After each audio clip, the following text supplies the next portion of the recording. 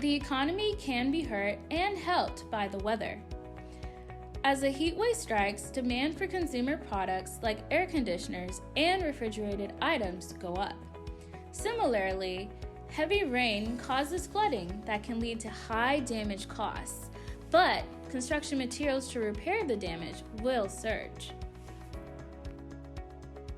Businesses across all industries can improve the bottom line and minimize financial loss by modeling their business planning and execution for favorable and unfavorable scenarios, simulating the various business moves and outcomes based on historical sales, demand forecasts, and resource shortages is the right direction.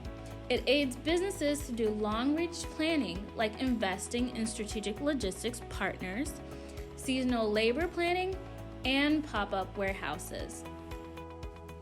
In UCBOS, businesses can pre-trial the moves when disaster hits and then invoke the appropriate business model in a plug-and-play mode. It avoids last-minute decisions that often result in compromises and higher spending.